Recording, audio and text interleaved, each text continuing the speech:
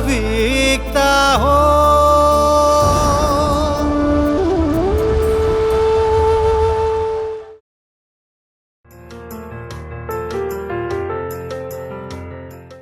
आशाको सन्देश नेपालद्वारा प्रसारण हुने साप्ताहिक टेलिभिजन कार्यक्रम वास्तविकता हेर्नको निम्ति प्रतीक्षारत सम्पूर्ण दर्शक महानुभावहरूमा ख्रिस्टी अभिवादन।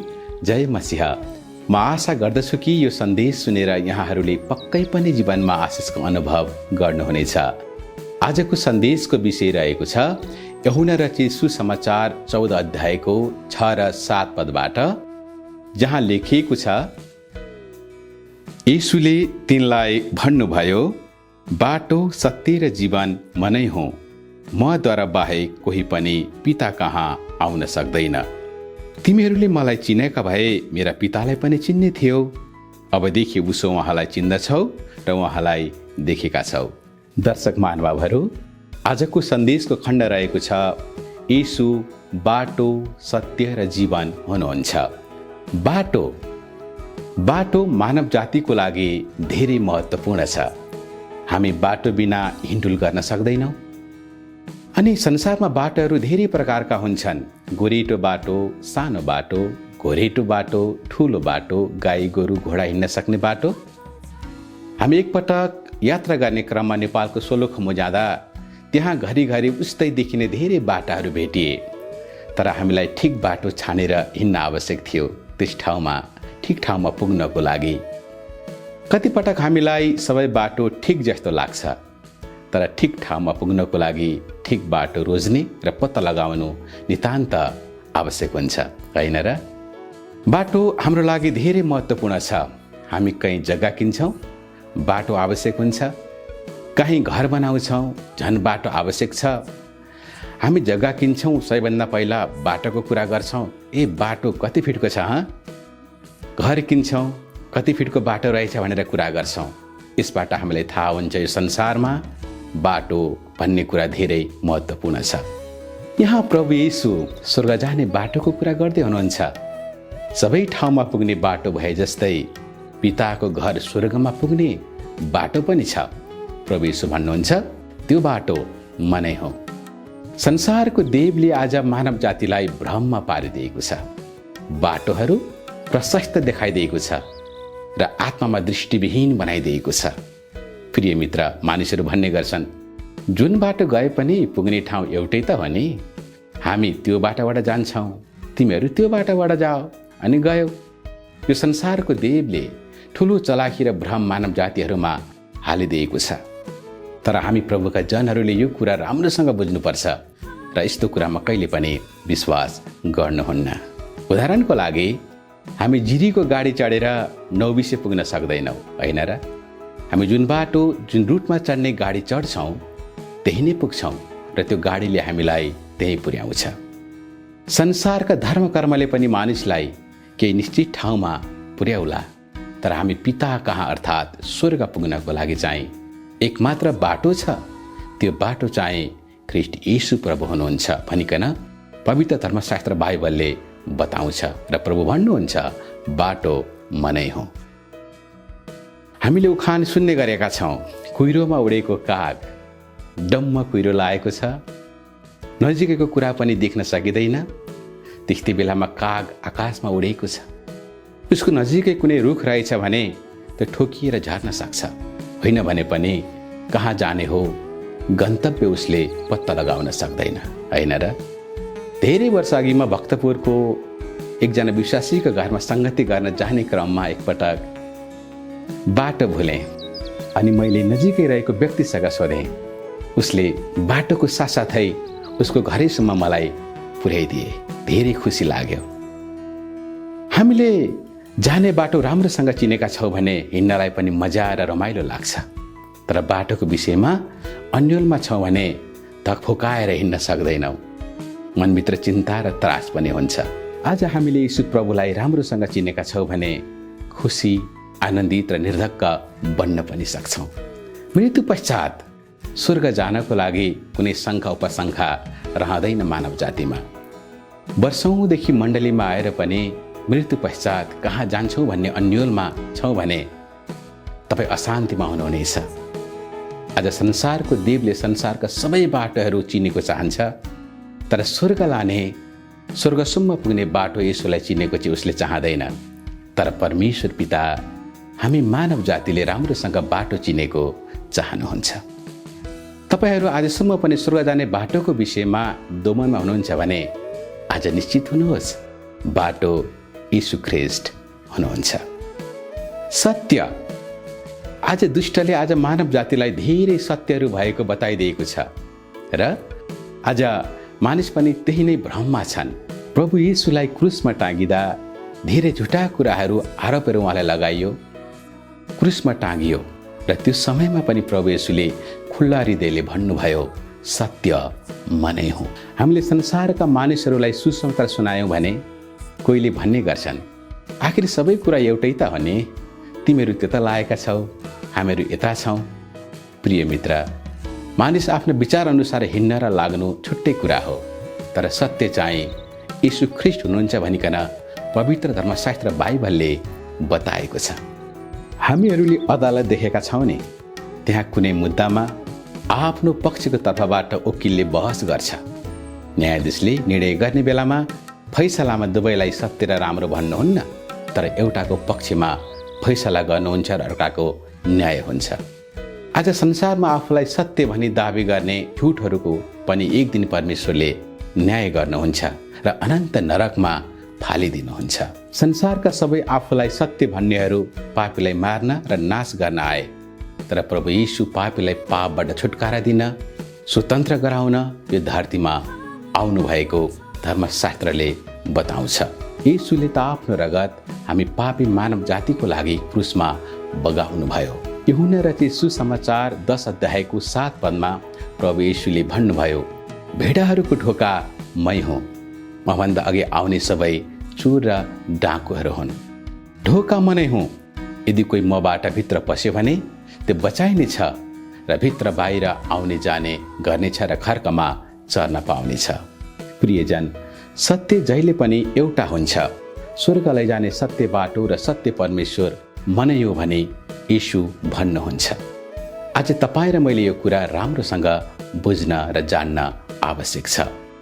यदि हामी 10 वर्षदेखि मण्डली आएका छौँ, प्रभुलाई विश्वास गर्छु भन्छौँ, तर यी बुझ्नुपर्ने कुरा बुझेका छैनौँ भनेदेखि हामीले व्यर्थमा समय बिताइरहेका छौँ।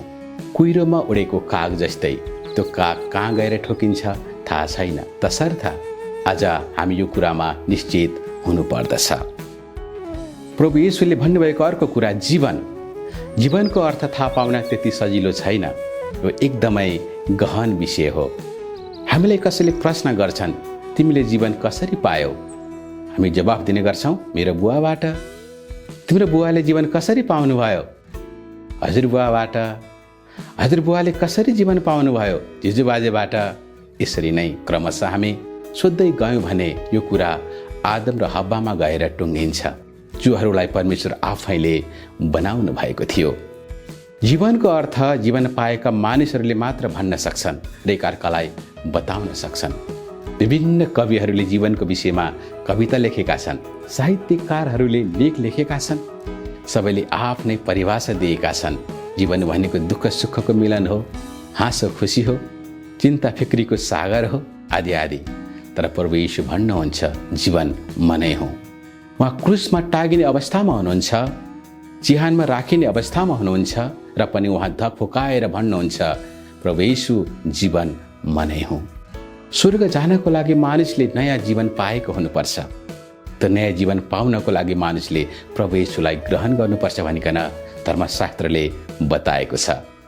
प्रभुले जीवनको कुरा सिकाउनु मात्र भएन, उहाँ आफै जीवन हुनुहुन्छ। जोसँग जे छ उसले त्यही दिन्छ। यीशु जीवन हुनुहुन्छ, उहाँले जीवन दिन सक्नुहुन्छ।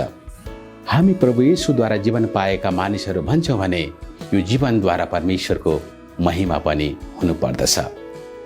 आज वर्षौँदेखि हामी प्रभुको सेवामा आएर वचन सुनेका मानिसहरूले पनि अनन्त जीवनको बारेमा कतिपटक बुझ्न सकिरहेको देखिँदैन। कोही झुन्डिएर आत्महत्या गर्ने गर्छन्, कोही विष खाएर मर्ने गर्छन्, कोही खोलामा हाम फालेर मर्ने गर्छन्, जुन हामी पत्रपत्रिकाहरू र न्युजहरूमा देख्ने र सुन्ने गर्छौँ। जसले सच्चा प्रकारले जीवनको अर्थ बुझेको छ, त्यो प्रभुको चेला हो। त्यसलाई बाइबलमा असल चेला भनिएको छ, जसले मण्डलीमा आएर पनि सत्य कुरा बुझ्न चाहँदैन, जीवनको कुनै परवाह गर्दैन, मनलाग्दो जीवन जिउने गर्छ, मनलाग्दो खाने गर्छ, पुरानो बानी व्यवहार परिवर्तन गर्दैन।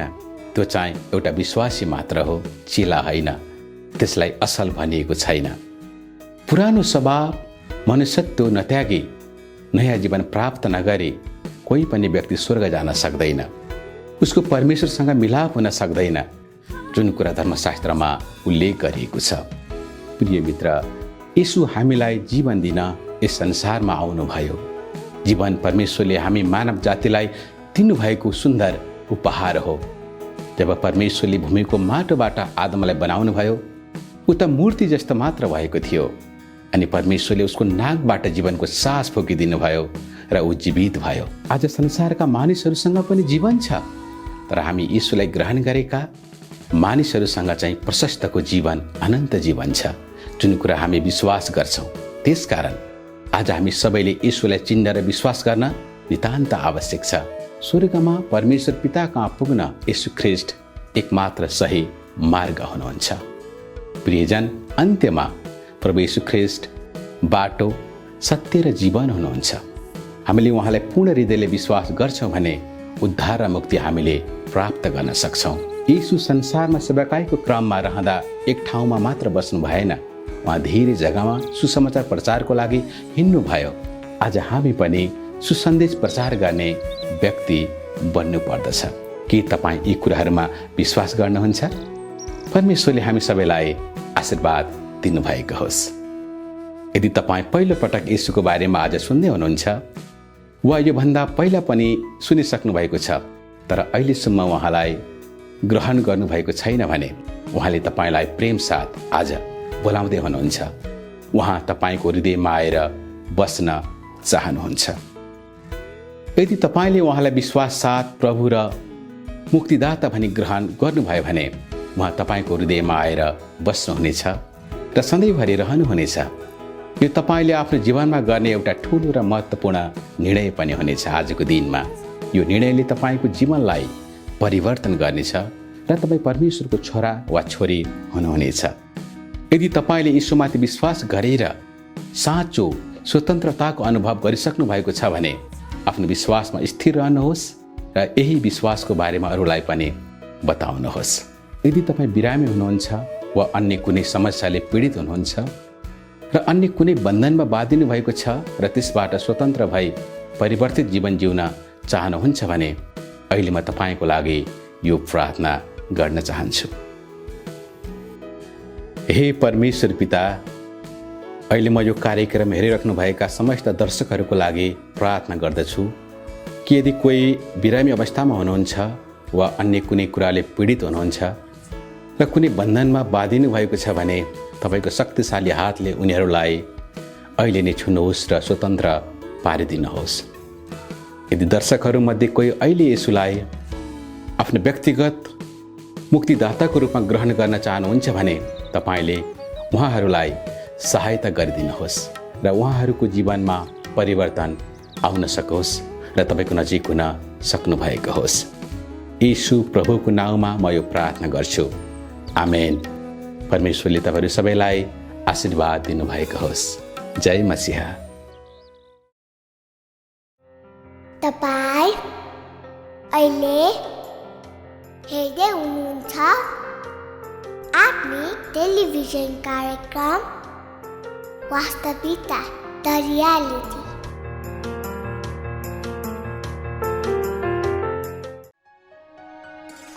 हामीलाई थाहा छ हाम्रो शरीर मरणशील छ र यो संसारमा हामी क्षणिक समयको लागि मात्र हौं, तर जबसम्म छौं परमेश्वरले हामीलाई निश्चित उद्देश्यको लागि राख्नु भएको छ।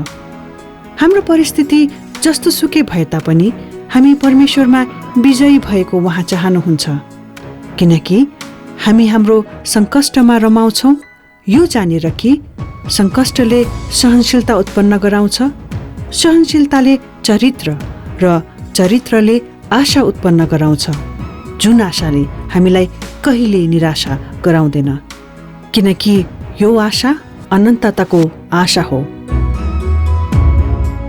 यही अनन्तताको आशालाई थामिराख्न हामीले परमेश्वरसँगको सम्बन्धलाई अझ बलियो बनाउन आवश्यक छ।